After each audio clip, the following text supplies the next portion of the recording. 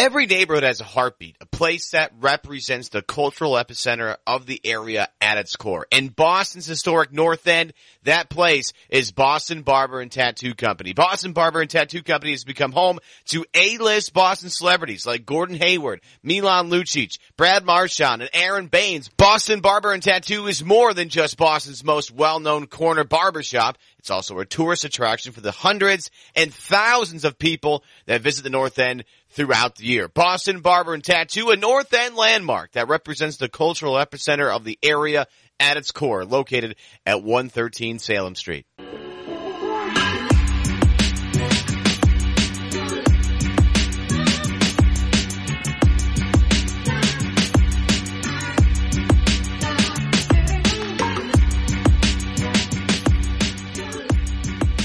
Welcome to another edition of the Good and Funny Podcast. I'm your host, Jeff Goodman, and this week we will talk to one of my favorite and well-informed people in the business, and that is Chris Haynes, who recently went from ESPN to Yahoo, one of the best NBA guys out there.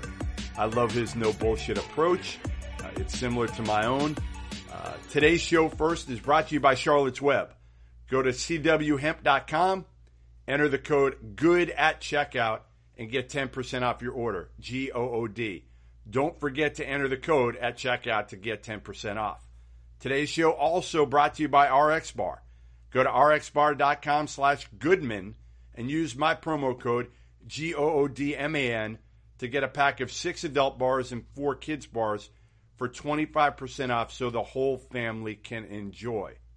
Now pleased to welcome in Chris Haynes of Yahoo, and you know, leave ESPN, you go to Yahoo. Why the hell would you leave ESPN? I can ask that, can't I? Jeff, man, yeah, you can ask that, man. That's fair game. No, I mean, it was the role, it taught me the freedom to the stories I wanted to pursue and to, you know, just expand my reach out there in the league, and the opportunity and the freedom to bring in my own staff, people who I feel who are talented and people that I trust. And, you know, you add all of that with what Yahoo has going for itself. And I think we're all just coming together at the right time, man. So, you know, I had a great 2 years there at ESPN, and I got to do some really incredible things there, but I'm really excited about what's in store at Yahoo and some of the things that we're going to put together and the staff that we're going to bring on board. So I'm just really thrilled for this opportunity. You know, I'm sure it's similar. People ask me that all the time. That's why I have fun saying that. You know, why the hell would you leave ESPN? Because I've heard it quite a bit over the last few months as well. And I think there's some similarities here. I mean, the autonomy is critical. Obviously, you went to a more established place in terms of Yahoo and what they've done and who they've already had. But I think, you know, we can both relate to the fact of, like, what ESPN can give you and the platform. But it is a machine, and you're a small cog in that machine, where now at Yahoo, I'm sure you feel like, hey, listen, I'm going to be able to do more of what I want. I'm going to be more of the focal point, and I can kind of call my shots a little bit. No, and that's really important. And I you know from experience as well, like when you feel like you're put in the box, yeah. And you know it's an uncomfortable feeling because you know you can do so much more, and you know how much more you can help the company, and you know so it was tough, man. And look, I said this before. It's like, you know, when people see you leave ESPN, you know, they're asking why. You know, how could you do that? You know, they kind of look at it as a downgrade sometimes, but they, you know, people in the business, they know what you're up against. They understand the role, how much the role is important, and how much you're able and allowed to do. So, you know, I'll be lying if I said it wasn't tough to leave, but, you know, under the situation, if I stayed at ESPN, I would have stayed in that same role, and that's just something that I just wasn't going to do. You mean you didn't want to keep filming the videos with your camera after every practice and game? You're not going to miss that? That's not. No, I'm not going to miss that at all. That's just something I wasn't going to continue doing, and just to have more freedom and be treated like the national reporter that I am and that you are. So that's just it. Well, I've always felt like, and I'll give a good example with this. A year ago, when Kyrie was traded to the Celtics, and you might have been one of the guys trying to get in on this. I don't know. But I know when he was traded, I had it all set up where I was going to get a one-on-one with him the night before was already set up, and I was going to get a one-on-one with him the next day. I don't know if it was that media day or training camp. I can't remember what it was. It was probably earlier than that even. It was earlier. So then I find out the interview got pulled from me, and I had no idea why at that point. And the next day, I see him on First Take with Stephen A. and Max Kellerman. And I find out there were other people, like 7, 8 other people that were trying to get Kyrie for his first sit-down after he got traded. And that's one of the things I think we can both relate to, because now we have the autonomy to be able to – we're not fighting with 8 or 9 people within our organization to get, a sit-down with somebody. No doubt. Yeah, that's tough. We've all experienced that. Certain levels there. It's going to be, obviously we're not going to get every interview that we want, because there's still other publications out there that's requesting them. But to know that when that player or that team does call your company's name, that it's going to be you, and so that's important. And being able to really leverage our relationships and the people that we've grown fond of in this industry throughout the years, to be able to help that, secure those sit downs. I think that's only going to bode well for myself and, you where you at in that platform. And, it really, I can't stress how important it is to have, just the company backing you and believing in you and what you can bring to the table. And, I'm excited, man. I really, I see you, Jeff. I see you over there, man. I still see you on the tube, online. I still see you, being as aggressive as you ever was. And so I'm looking forward to seeing what you have in store over there as well, man. Listen, I spent all day, we're talking right now on Monday night, and I spent all day in a courtroom today, the first day of the FBI trials into the college basketball corruption probe. And I'll be here for another day, and then I'll probably leave. But it was jury selection day. Riveting stuff, Chris. You ever been in a trial? Unfortunately, I have. Yeah. Have you? Hopefully not your own trial. Hopefully somebody else's. Well, unfortunately, I have. Yeah. Oh man.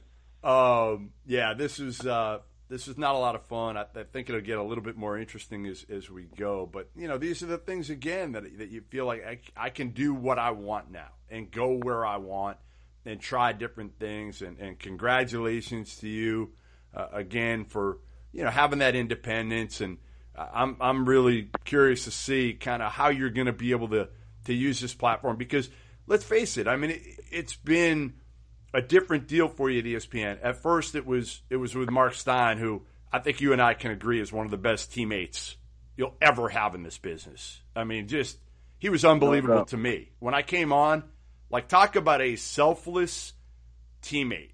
That's Mark Stein, as good as it gets. No doubt, and I didn't think, when you're a news breaking reporter. I didn't really think before going to ESPN that you could have, you can be surrounded by a collection of people such as yourself, and you guys just get along. Yeah. But when I got over there, I was kind of, I knew Stein, but I didn't know him obviously like that. It was, pretty much high and by whenever we see each other in, certain arenas. But man, when I got over there, man, it was incredible. It was an incredible experience, man. Obviously we had our news breaking team of, we had a mass email, email line. We had a mass texting line, and we would just share information, and we would just kind of help each other. And if I needed a source that that I obviously didn't have. He would come through. And the same. It worked the same way as on the other hand. If he needed something on my end, I would come through. He was you can never have, man. No ego, none, selfless, and that's rare to find in our industry. Listen, I was a college hoops guy that was coming over and doing some NBA stuff. Most guys would be like, no. There's no reason. We don't need you. We don't want you. And he was more than willing to not only, have me, but help me in every way he could. And I'll forever be indebted to him for doing that. And I thought, again, it was such a cohesive group when I started to get in NBA a little bit back then, which it really wasn't in college basketball. In college basketball at ESPN, it was every man for himself.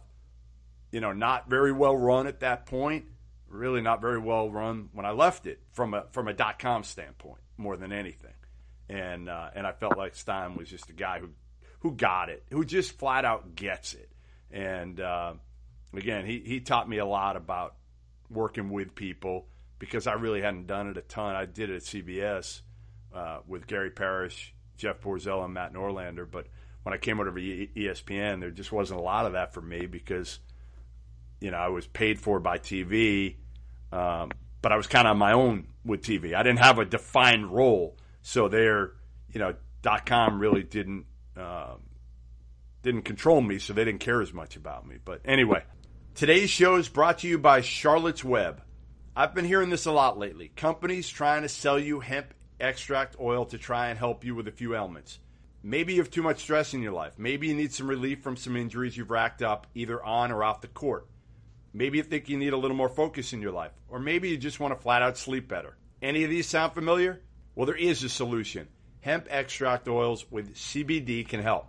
But that, of course, brings up a new problem. How do you know which companies to trust? That's where Charlotte's Web comes into play. Customers trust Charlotte's Web because the 250,000 plants they care for are tended by hand. The whole plant extract is filtered 5 times for quality and consistency. Charlotte's Web also makes sure that there aren't any added chemicals used in their plants. No pesticides, no herbicides, no fungicides. They ensure that their hemp oils are of the highest quality because they test for microbiomes, residual solvents, and heavy metals. So get started with Charlotte's Web today. They're offering a unique offer to our listeners. Go to cwhemp.com and enter the code GOOD at checkout and get 10% off your order. Don't forget to enter the code GOOD at checkout. Get 10% off. Some exclusions apply. See website for full details. These statements have not been evaluated by the Food and Drug Administration. This product is not intended to diagnose, treat, cure, or prevent any disease. Enough about me. Enough about your new gig at this point. Let's move on to some NBA stuff. I know you're probably already tired of talking about your new gig and you just want to get on to NBA at this point. Yeah, no doubt about that. Let's All get right. to NBA. Yeah. All right, let's do it. I'm going to give you one at the start here. I'm going to hit you with one, and that's your Golden State Warriors. I know you want to get done. You sort of want to get done with them, and you want to expand your reach, but let's start with them. Let's start with the Warriors. And let's go with, is there any way Boogie screws up their chemistry? Is there any way? I've known Boogie a long time, and I like him now.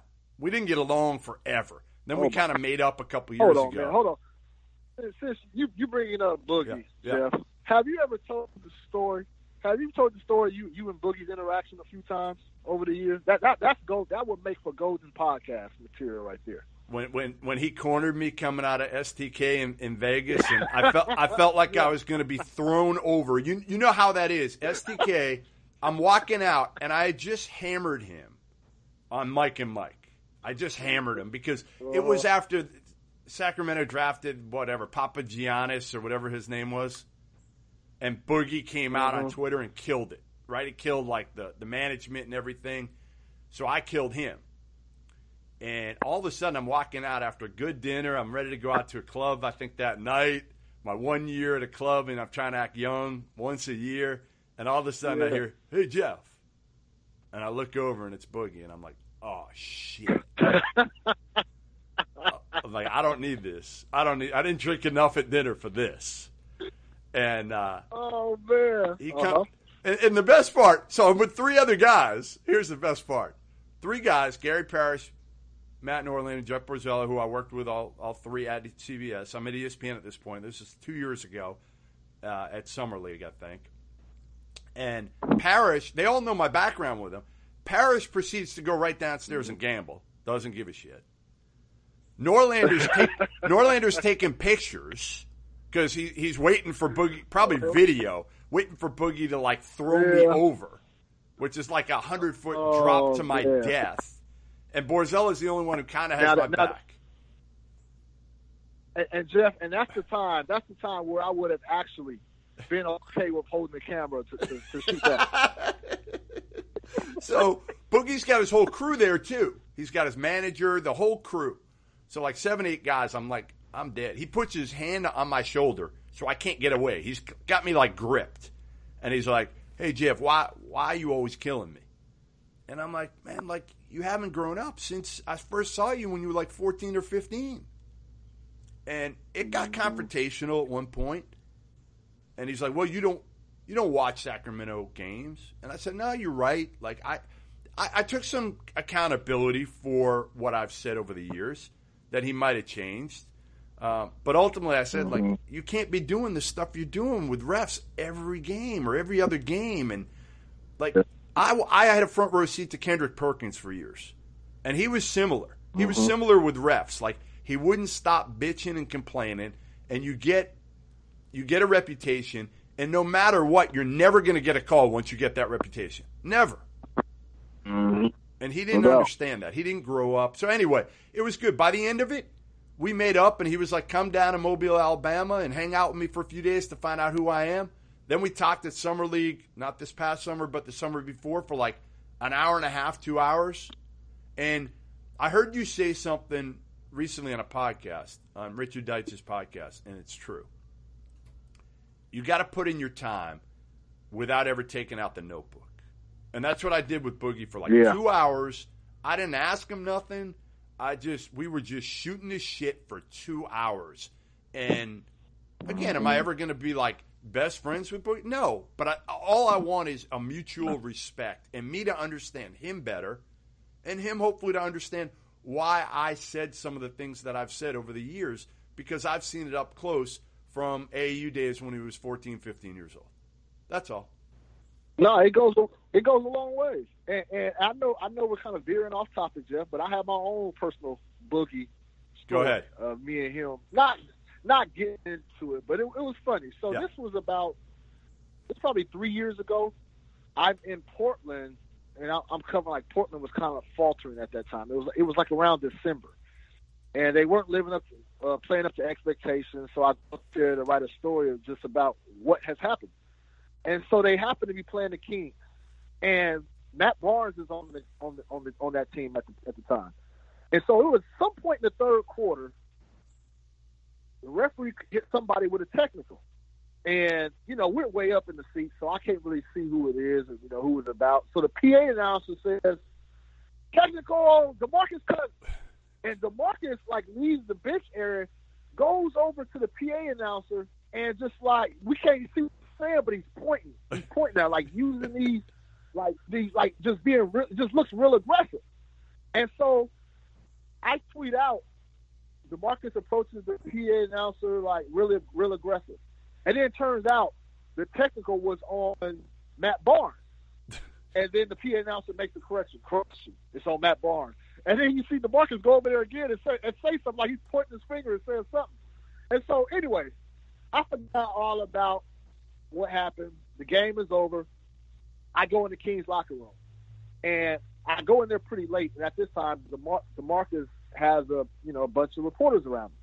And so I'm just in the back, just listening in. Didn't really plan to say anything.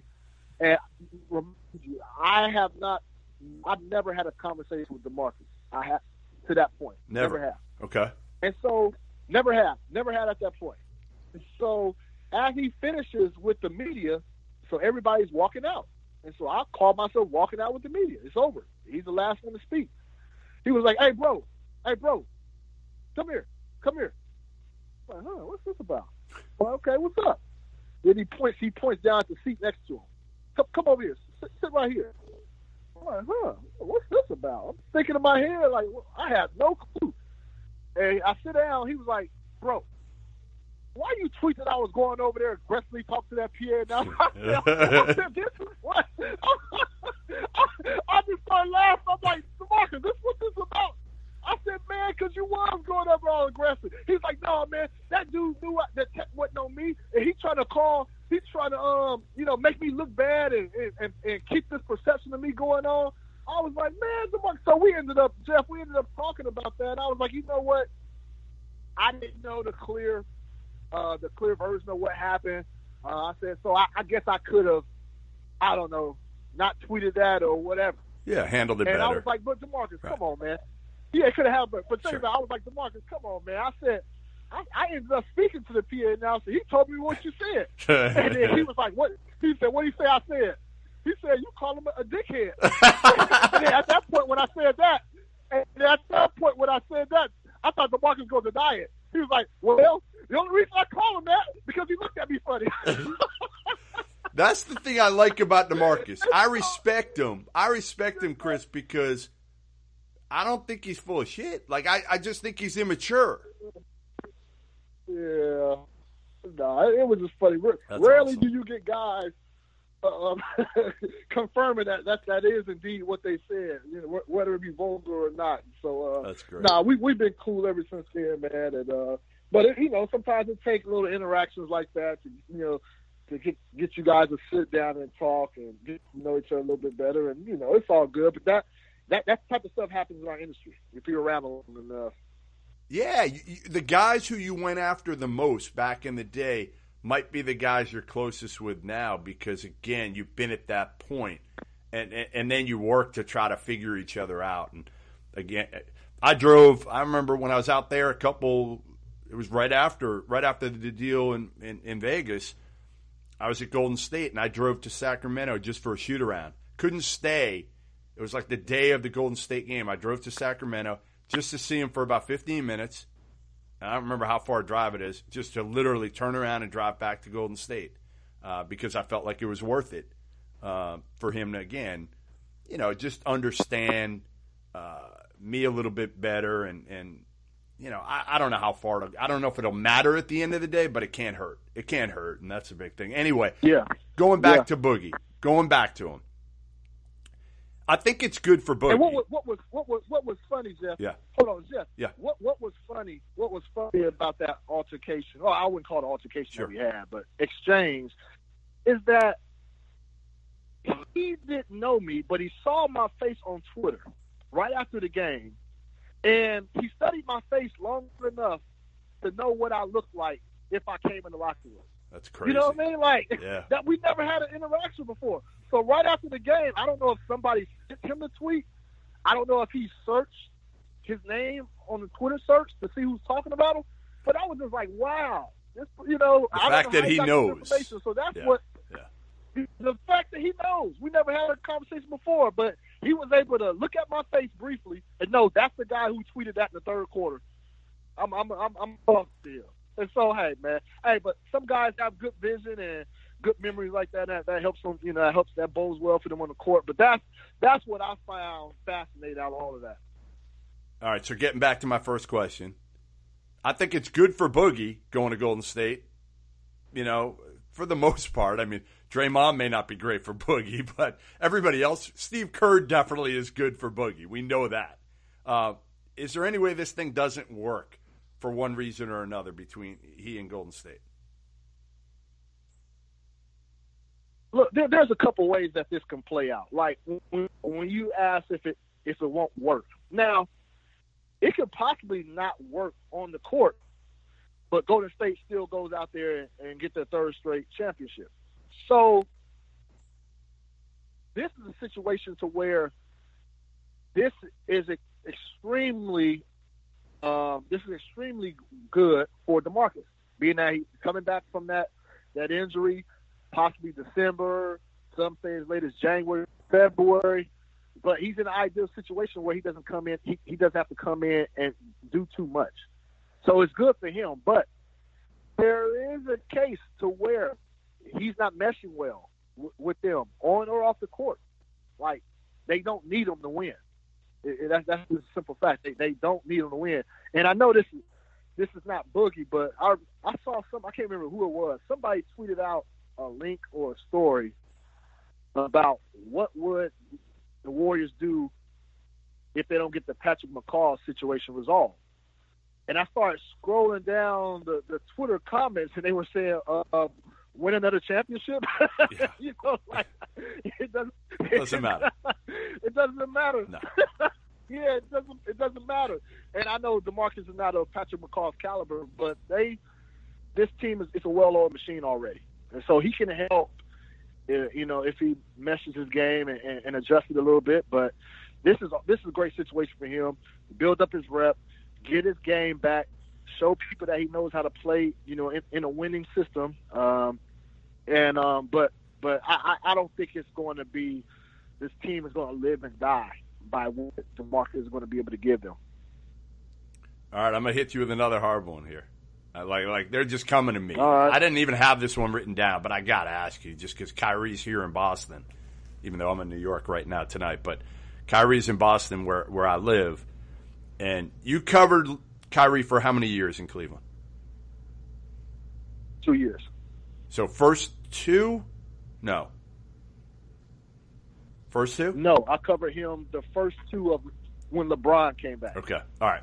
So the reputation, let's be honest here, the reputation of Kyrie off the court, in the locker room, whatnot, coming out of Cleveland was not great. It was not. He was, a lot of people told me, immature. Like to go out, like to have fun, which, again, you can't blame a 20, whatever he was, 22, 23-year-old kid making all that money. I would do it too, to be honest. I'd probably be in way worse shape than he is. What was it like covering Kyrie? Because I heard also the word moody quite a bit with him in Cleveland. Now, again, in Boston, he's been great so far. He's been great. Media loves him. Danny Ainge loves him. Brad Stevens gets along with everybody, so it doesn't matter. You could put the 5 most flammable people in the world on the Celtics with Brad Stevens. Somehow he'd find a way to get along with it. But what was Kyrie like when you covered him? He, to this day, and it's different now that I'm not covering him, but when I was covering him, he was the toughest player I've ever covered.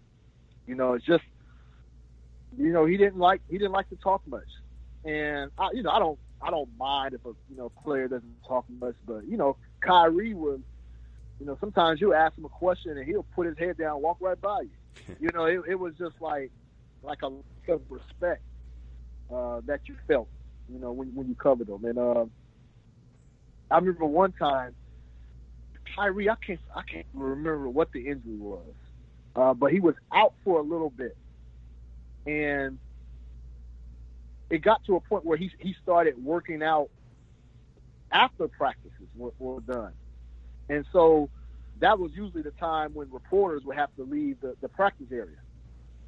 And so I wish I could remember what time this was or what injury it was. But so LeBron finished talking. He's the last one to talk after a practice media session. And so we all leave. We're leaving the gym. And Griffin, I had a scheduled meeting with Griffin. And so I was told to stand by the door inside the gym, stand by the door and wait for Griff. He'll come out and get me. David Griffin, the former Cavaliers GM. And so I'm waiting there, and then Kyrie comes into the gym and he starts working out. And I'll tell you the truth, I was not really looking at him at all. I think I was on my phone scrolling. I don't remember if I even noticed that he came in, but he came in and started doing some shooting drills.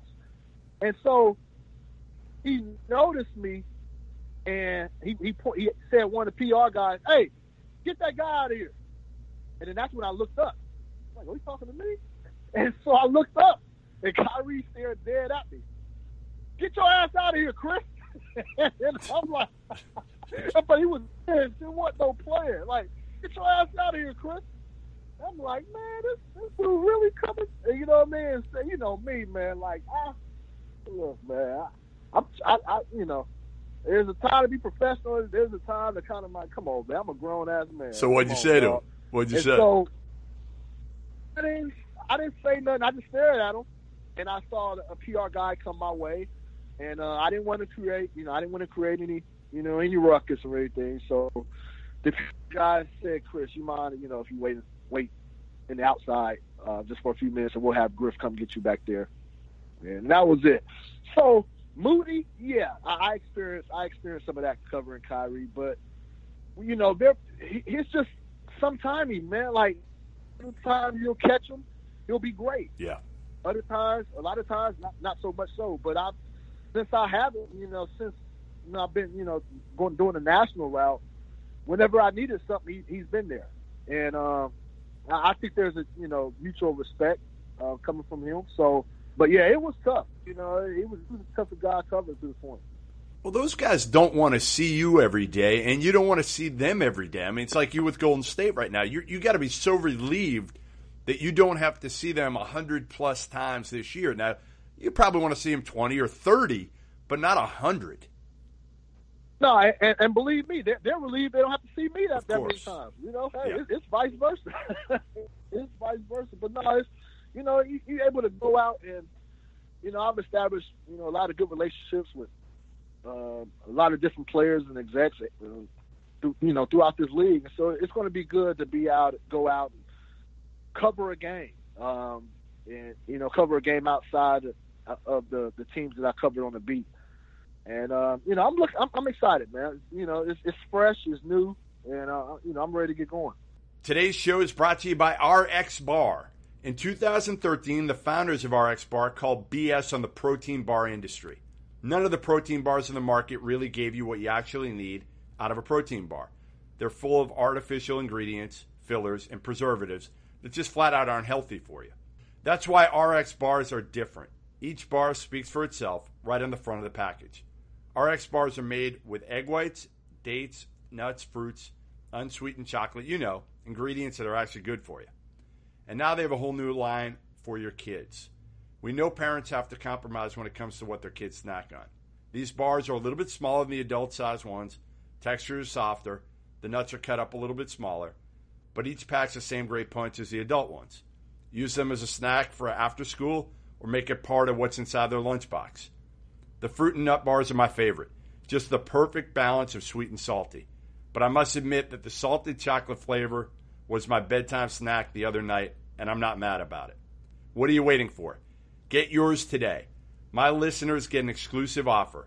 Go to rxbar.com/Goodman. Use my promo code, GOODMAN.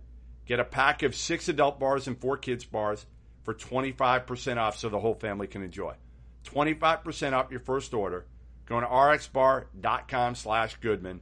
Use my promo code, GOODMAN. All right, so number 3, what do you got on the Jimmy Butler front? What's the latest you're hearing of Jimmy Butler? And then I'm going to have you dissect the situation in Minnesota and what the hell happened. But first I want to know, hearing anything, got any scuttlebutt with where he's going, where he really wants to be? This Jimmy Butler has been covered ad nauseum, man. There's something seems like every day or every other day. But not much has really changed. You got Miami, you got Phoenix out there, you got Sacramento wants to get involved in potential 3-team trade. The way it's set up right now, we all believe that Jimmy is not going to play another game in a Timberwolves uniform. No shot. But I don't see a way that he's even going to put a Timberwolves practice uniform on. I think we're beyond that, and he'll never go back. He's done. He'll never go back, Chris. He can't. But what we have to look out for and keep in mind is that the longer this thing goes on, what are the Timberwolves going to do? Are they going to start fining them?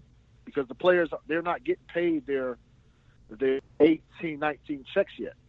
So when those checks start coming, So what are they going to do? They're going to allow him just to sit home and work out on his own? And then for Tibbs, like, how long can you allow this circus to go on? And he was here in the Bay Area Saturday, and he was asked about Jimmy Butler, and he said all the fine talking points that it's not a distraction. Everybody is focused on this game and focused on the season at hand, but it is a distraction. It's your best player is not there. He doesn't want to be there. It is a distraction. I mean, you got Derrick Rose and Jeff Teague starting in the backcourt, for God's sake. It's a distraction. So I don't see how this thing has to get resolved in a timely fashion before it gets uglier. Because as ugly as it is now, it has the potential to get uglier. And I think that's what Tibbs has to avoid for his job's sake. Especially with Jimmy. We both know Jimmy. I've known him for a long time, and he is not one to mince words. Like if this thing, the longer it goes, at some point, it's going to boil over for Jimmy, and he's going to start talking, and I think part of the reason, it's funny, when he was traded in Minnesota, I was like, all right, this is going to work. It's he and Tibbs, it's Towns, who's a young star and high character, and I've never been that high on Wiggins, but I was like, all right, Butler's going to be good for Wiggins. He'll toughen him up. That's the one thing Wiggins needs. And I think because of the fact that they paid Wiggins before he had really accomplished anything, I don't think he really felt like he had to toughen up. He's already got it. How do you motivate a guy who's already been given that contract before they've guarded really anybody? I mean, that's the shocking thing, Chris. The most shocking thing to me about Wiggins, he's always played up and down to the level of the competition, but everybody always thought he's an elite defender. He's going to be an elite defender. He's defender this. We know he's got the ability to be a great defender. He's never been a great defender. He's not even an average defender right now in the NBA. No, and he has the physical tools. He has the length. Yeah. He has the quickness, the athleticism. It's all there. And I saw him, it was Saturday, played the Warriors. He absolutely stunk it up. Like, he skunked it up. People keep – you look on look on Vine or whatever, people had that video of him trying to go one-on-one in a post with Clay. Yeah. Try to pull off like it was a fadeaway. Clay just swatted out of bounds. Like, I think he was 2 for 7 from the field, something like that. Might have been worse, but I mean, I know preseason that isn't much, but that just didn't look good. Coming off of what the organization is going through, they're trying to have some faith that this guy is really going to come of age and really start to show some promise. The promise that they the promise and the certainty that they displayed and give him that contract. And it's not good. And even go down to Towns. He was hard on Wiggins and Towns. Yeah. It was all for good reasons, because you got to see where Jimmy came from. Jeff came from Chicago, man. A bunch of roughneck guys over there. That's all he knows. That was his surroundings. Joe Noah's, Lou Aldain, Taj Gibson. That's what he knows. Like, guys that's going to dive on the floor and get dirty with it. And then he comes over here with young guys, and they're just not responding. I think he was okay with them not going all out initially, but when he saw that it was a trend, I think that's when they start to get fed up. But it was also funny and interesting that right after Jimmy requested the trade, that they give Karl Towns his extension. They had to. Like, they got no choice now. It's like, here you go. We're going to give it to you too. Now, I think Towns can be a top 10 player in the league. I've never thought Wiggins could be that, to be honest. Where's your prediction? If you gun to your head, where does Jimmy Butler end up? Where are you thinking? I think he ends up in Miami somehow. I really do. I think he ends up in Miami somehow because Tibbs he's fighting for his job. You cannot afford to trade Jimmy to a Western Conference team. You can't have that at all. On top of, you got to bring back a great package in return. Just all the assets that you gave up to acquire him in the first place. So this is going to be a big move, and this is why a lot of people, like Steve Kerr mentioned today, is that there's too much pressure. Trying to have both positions. Trying to be the GM and the coach. A lot of people want that because it feels obviously it pays well, but there's that. No, it's control. You're the man. It's not about pay, Chris. It's control. It's control. It is control. No, it's control, but you do get paid well. Yes. You get paid well, but yes. it's control is what it's about. But if you underperform in that role, your job can be taken away quicker, and it could possibly wipe you out from the organization completely. So Jim's he's coaching and constructing for a lot right now, and it's going to be really interesting to see what he turns out and what he's able to do. But also, Jeff, timing is of the essence as well. How long does he hold this out? Does he let this become even uglier than it is now? So those are some of the things to watch out for. Anthony Davis signed with Rich Paul last week, and Jalen Rose was the first to, I think, publicly proclaim. Rich Paul, for people who don't know out there, is also reps his boy LeBron. Jalen said, this basically means, I think he said it, like Anthony Davis is going to the Lakers next year. It's done. I don't know if he meant when he becomes a free agent or even probably maybe before that. I've said all along, just because they swept Portland last year and played well in the playoffs doesn't mean Anthony Davis is going to be set there throughout next year when he becomes a free agent, because they could take a step back. He could get frustrated. And if that happens now, is Rich Paul putting more pressure for Anthony Davis to leave New Orleans?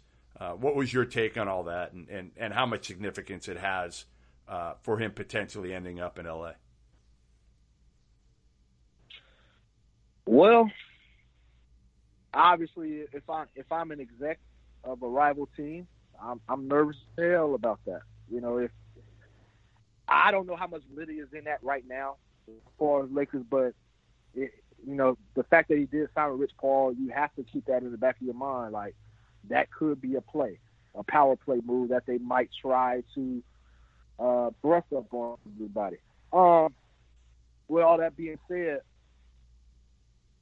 he has an extension coming up over the summer, and I think if you study Chris Paul and his transactions with other players, like, he has no problem with turning down extensions. So it's this season right here for the New Orleans Pelicans as a whole is going to be very vital in determining what Anthony Davis decides to do with his future long term. So I think it's it'd be too premature to speculate on what this doesn't mean. Lakers are in play. I think it's too soon, but I think just the focus of this season and him hiring Rich Paul as the agent, the focus on this season is going to be very vital for the Pelicans. So it's going to be they got to take a step up. And just like you mentioned about them sweeping Portland, look, these players understand. They know it was a great story sweeping Portland, but the top players want to play the championships. Period. They don't know how long. And he's got no shot. They're going to have this. He's got no shot there, Chris. Zero. He has no shot. He has no shot. So while it was a good story, they know when the season's over. Like, Anthony Davis didn't want to sit down. Like, he didn't want to sit down and say, okay, we swept Portland, but we got beat by Golden State. They want to beat Golden State. He wants to beat Golden State. Giannis wants to beat Golden State. So, it's going to take more. And that's why I say it's going to be a lot of pressure, a lot of eyeballs on the New Orleans situation this year. And they're going to have to take that next step up to potentially avoid a catastrophe. Yeah, I don't think they have it. I just don't think they have the players to be able to do it. Adding Julius Randle's it's a nice piece, but again, their wings just aren't good enough at the end of the day. One final thing, Chris. One final thing, jumping off that AD thing. I've seen a lot of these top 100 rankings right now, and I think everybody would agree. Like, LeBron's number one, we know that. KD's number two. Those probably you can't even argue with. They're not debatable right now. What is debatable is who's number three. I say a healthy Anthony Davis is number three. Am I nuts? Like, somebody, AD, Steph Curry, Harden, Kawhi, healthy Kawhi, Giannis, Westbrook. Those would be the guys. Embiid, a healthy Embiid. Who's number three? Who you taking? Who are you taking right now for this year if it's not named LeBron or KD? God. You know, it would be. I think I'm taking Giannis at 3. Wow. And yeah, I think I'll take Giannis at 3 because I'm not saying I'm taking him for my future because I think he's going to be the future. But like with AD, I would take AD at number 3 if it wasn't, for a health concern. Yeah. Because like AD he gets multiple injuries. It's not always one thing. Like it could be a shoulder out of place, an ankle, a knee. Like there's always something, and it's nothing really major. There's just always something. And so, just from a stability standpoint and a look towards the future, I would go with Giannis because I think it's a safe pick right now. But if AD was healthy all the time, then no doubt he'll be number 3. Hard to argue with that. Well, listen, I appreciate you jumping on. Congrats again.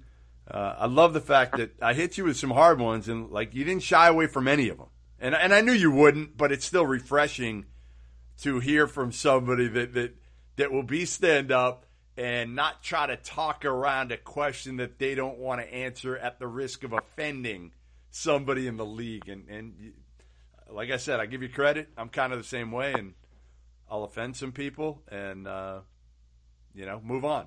But as long as you have the information, I think people respect you. That's all. You don't have to go at them. Yeah. You don't have to be disrespectful, but you tell it the way it is. I mean, that's our jobs. Yes. Unfortunately, that's our job. Unfortunately, Chris, not enough people are like that anymore because people at the risk of to get information, a lot of them won't offend anybody and are so worried about doing it because they're at risk. They feel like they're not going to keep getting that information. So, that's the tough part is you don't get, sometimes you get a lot of transactional stuff from people, but you don't get the truth beyond that. Mm-hmm. Yeah. And I studied you, Jeff, all throughout the years, man. Always, you're, to me, the top college basketball guy out there. Period. I appreciate it, man. By far. So I'm happy. I'm happy for the success you're having in this new venture, man. I wish you nothing but success. If you ever need anything, man, you got my number. Done. Well, listen. Good luck. You come to Boston, look me up. I'll do the same if I get out west. I got to get out of Boston soon because the weather's starting to get cool. So I'm gonna get out west soon, and we'll talk soon, man. Good luck, and thanks for coming on again. All right. Thanks, my guy. You take care. You too, man. Thanks for joining us. Another edition of Good and Plenty in the books. Thanks to Chris Haynes. He was tremendous, as expected. Thanks to my producer, Evan Valente, for another great job. And today's show brought to you by Charlotte's Web, RX Bar, and Audible. Again, please subscribe. Stitcher, iTunes, CLNS Media. Give us your thoughts, recommendations, anything for future guests. And you can find me at Goodman Hoops on Twitter. Stadium, watchstadium.com. College podcast coming Thursday, the second edition. If you're a college fan, you got to subscribe to that as well. Also on Good and Plenty. And we will see you with the NBA one next Tuesday again. Thanks for joining us.